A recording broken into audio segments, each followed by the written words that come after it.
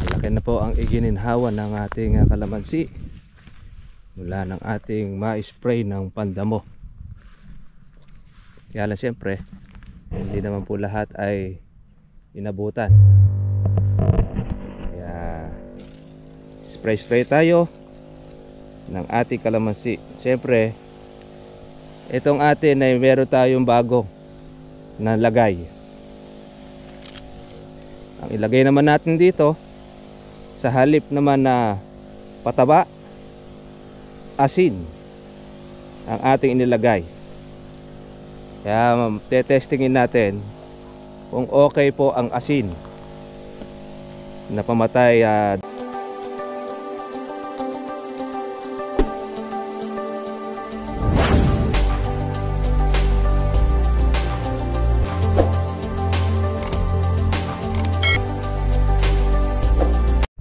Kumusta na kayo mga katribya at welcome po sa aking YouTube channel. Ito po, tayo po ay magpa-follow up ng ating spray ng damo para po doon sa ating natira. At syempre yung ating pong mga bagong tubo mula dito sa ating farm na nililinisan para tuloy-tuloy na. Ayan, ganda na po ng forma mula noong matanggal natin ng mga baging, nalinisan natin ng paligid. Yan, mga bagong tubo na lang. Tapos yan, yung mga nabaktawan natin, yun ang ating i-sprayin mga katribya.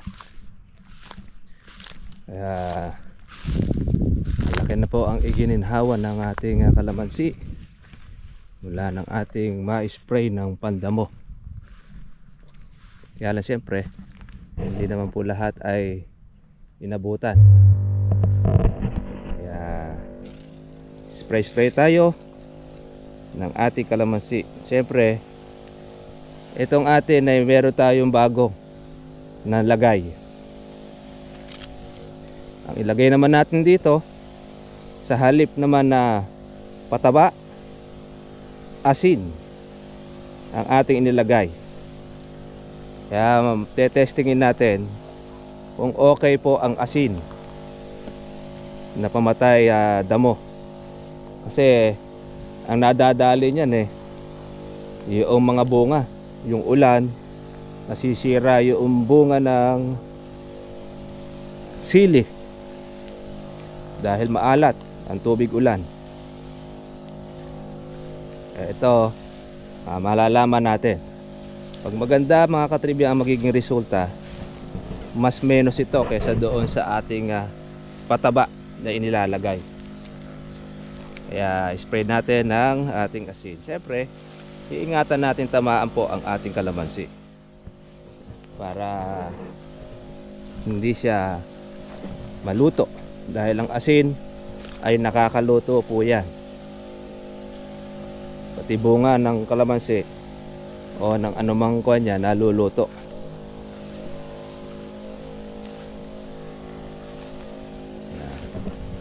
Yung lahat na ating nabaktawan, siya po ngayon nating ni-spray para tuloy-tuloy na maging maganda na itong ating lilinisan. At least makita ninyo at hindi kayo mawawalan po ng pag-asa kapag po ang kalamansi ay marumi. Tsatsagain lang ninyo. Kaya pinakikita po namin sa inyo ang paraan para at least bago ninyo ibenta or isanla, gawan nyo muna po ng paraan. Kung magagawan po ninyo ng paraan kagaya nito, o de kikita kayo. Kasi pagkayaan sinanla ninyo o ibinenta, naubos ang pera, kawawa kayo dahil wala na kayong pagkukunan. Kasi yung pinagkunan ninyo, binenta na ninyo. Ang pera mga katribya, napakadaling ubusin, parang tubig. May hawak ka ngayon, maya maya wala na. nakatagas na, tumapon na sa iba-ibang mga bagay. Kaya nga sabi nga nila, pag walang pera, walang uho ng gastos. Pero bakit pagka may pera, dumadami gastos? Di naman po katakatakan na yun, dahil syempre ang tao kailangan ng pera. Ayan, oh. Yung ating mga bagong tubo, oh.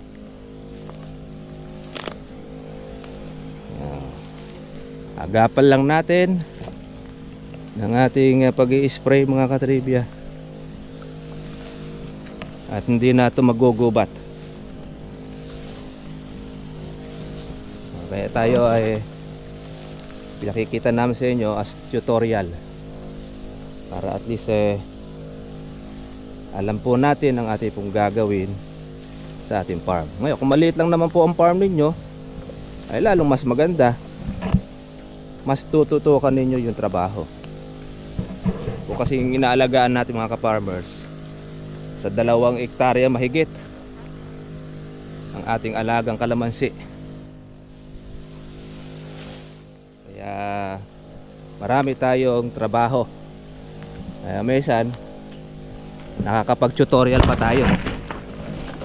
Kaya minsan may mga pagkakataon, meron tayo nagiging bisita, hindi pa natin naasikaso kung minsan dahil marami tayong trabaho. Kaya pagka free tayo, okay, pwede natin silang mapagserbisyuhan o mapaglingkuran. Ika nga. Ayan, o. Mga bagong tubo, dami. Galit na galit. Yung mga anak-anak nila yan.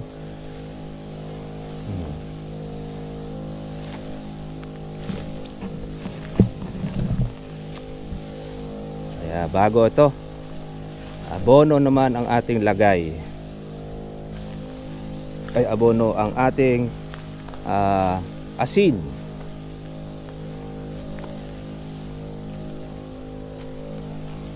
Gumamit din si tate ng merong asin. Yung sitwasyon ng kanyang binomba, umiitim yung resulta. Kaya malalaman natin kung mamamatay po yung damo.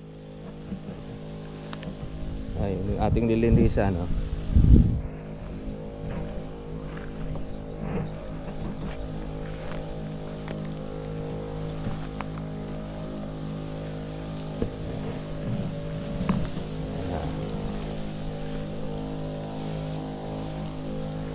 Tsaga-tsaga lang mga ka-farmers.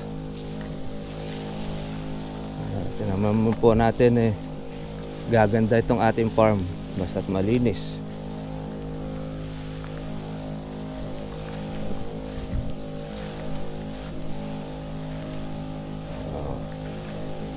Ayos. Meron tayong mga ilan na hindi pa natin natatanggalan ng baging. Konti na lang para doon sa dati. Ay talaga nung una makikita nyo siya, talagang mawawalan ka ng pag-asa.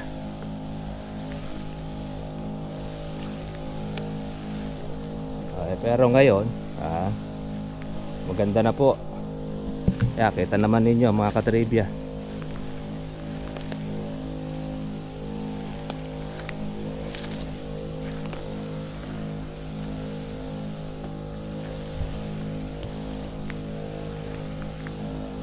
yung pong ating gamot na ginagamit dito mga ka-farmers ay the same pa rin.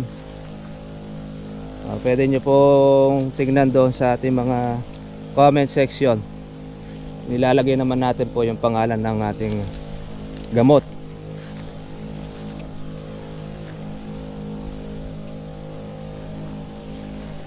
Para at least ay alam ninyo.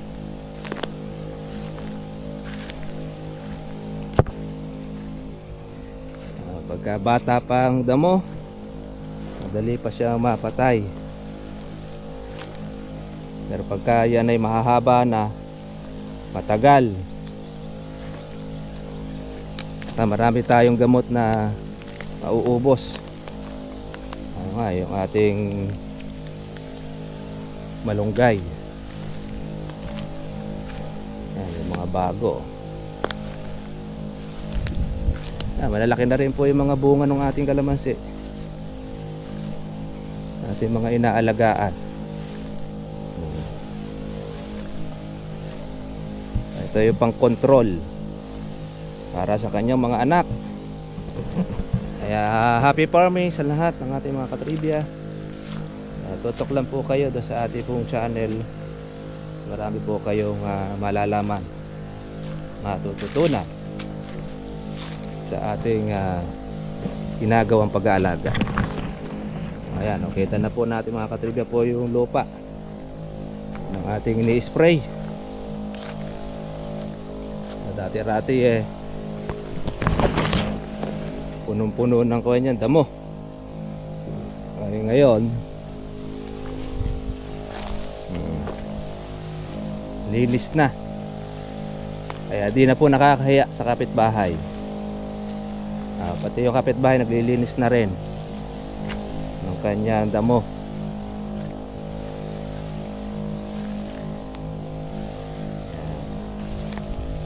Sabihin parang walang may-ari ika nga ng ating farm. Yan lang po mga ka-farmers. Kaya tayo po mag-i-spray.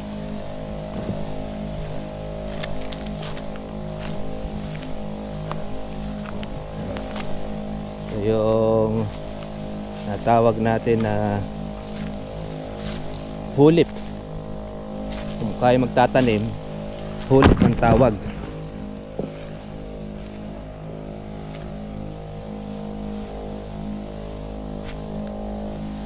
Spray natin yung napaktawan saka yung mga bagong tubo.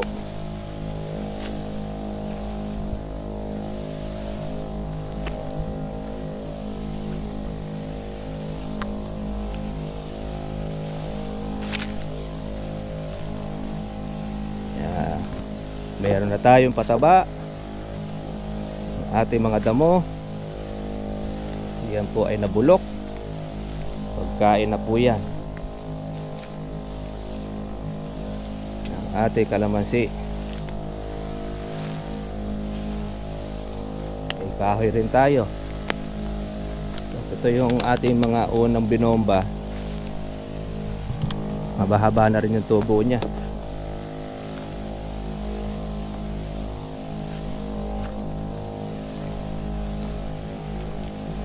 Kailangan natin na agap.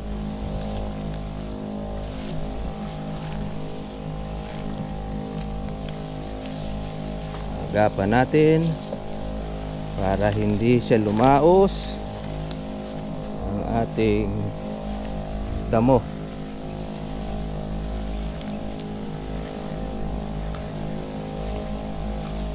Yan.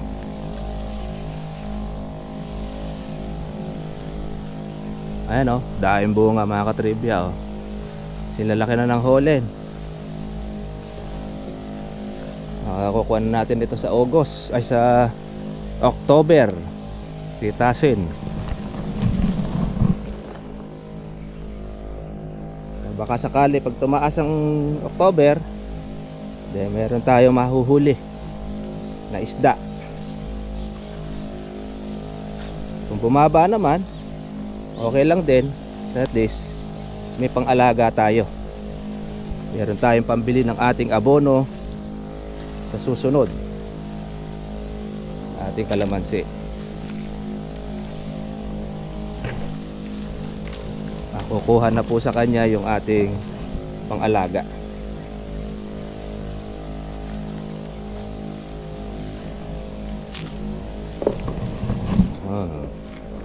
Yan o.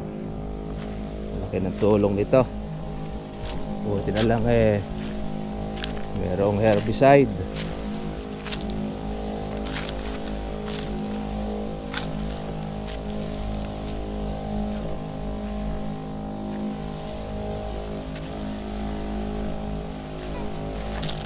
kapitbahay.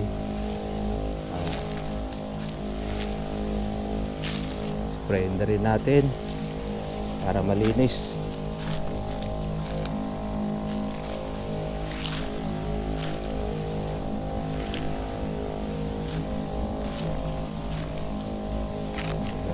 Ating mga bagong tubo.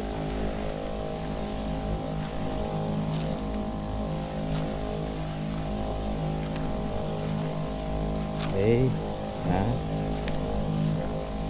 Natapos na po yung ating karga.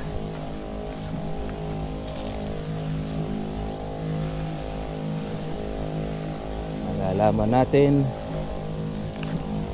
kung alin ang mas effective, ang pataba o ang asin. Kasi mura lang naman kasi ang asin kumpara natin doon sa pataba.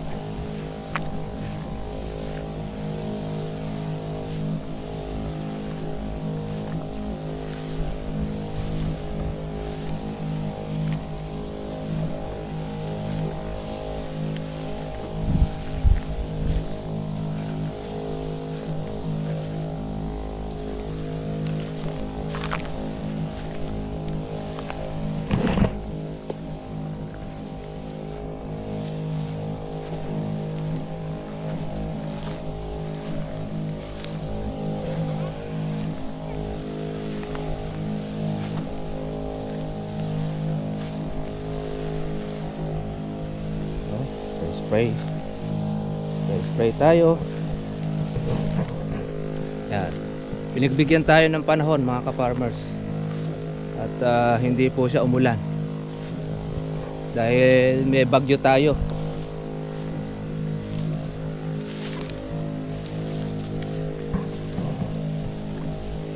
At paano ganda-ganda itong ating ni-spray.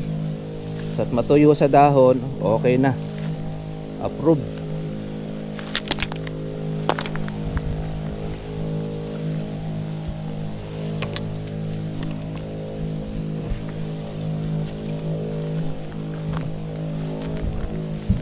Yan, kapit na maubos.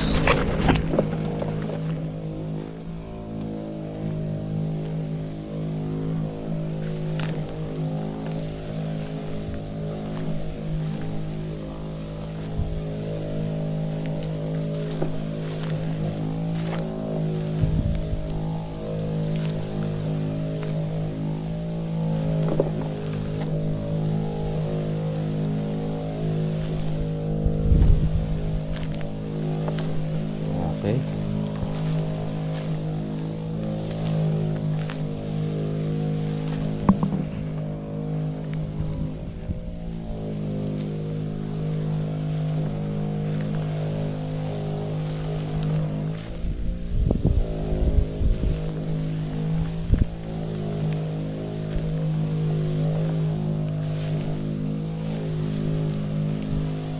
Kita natin ang ating mga damo na ito, kung mas maganda ang pagkapatay. Ayos. Di pa man nalulukot na yung dahon, siguro dahil doon sa alat saka doon sa ating gamot na ginagamit.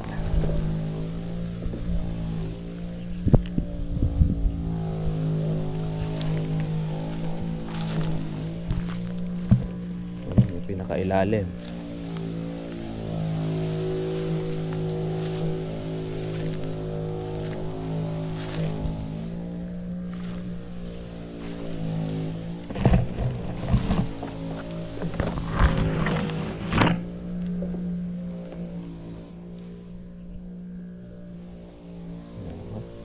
Nauubos na lang natin mga katribya po yung nasa kuha natin, karga.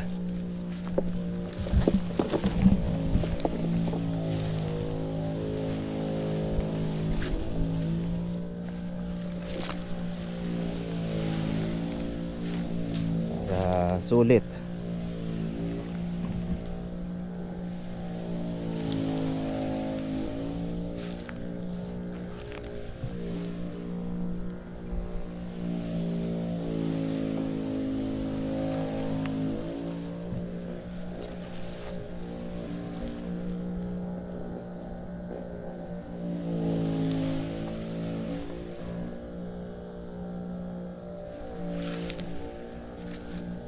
pa tayong natitik-tik. Okay, wala na. Meron pa.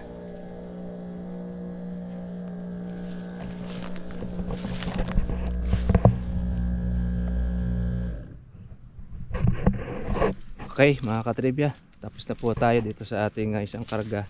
At maobserbahan na lang po natin ito ng mga ilang araw kung ano po ang magiging itsura po ng ating kalamansi. Pero pakikita ko rin po sa inyo yung nabombahan din po ng mayroong pataba. Makikita natin po kung okay ba o hindi. Ngayon ay di pa natin malasabi dahil tinesting pa lang po natin dito ngayon sa kalamansi natin. Paano mga katribya? Kita-kita lang po tayo po bukas para pa sa susunod po natin pong vlog. Update po natin itong ating inaalagaan. Yan. Ang dami na po niyang lumulusot ng mga bulaklak. At malalaki na rin ang mga bulaklak niya. Yan, ang bawat mga kilikili ay meron po siyang bulaklak na dala-dala. Tsaka ang mga bunga naman niya mga katribya, ayan o, nakita na po natin na siya po ay ating malinisan. Yan. At nasiyahan ang ating mga bunga. Kaya meron po tayong inaasahan na magiging harvest sa mga susunod. Paano mga katribya? Kita na po tayo po bukas. God bless po sa inyo lahat. Bye bye. Pasensya na po kayo mga ka-farmers. At di po tayo paglusong po ng ibang mga trabaho natin. Bye bye.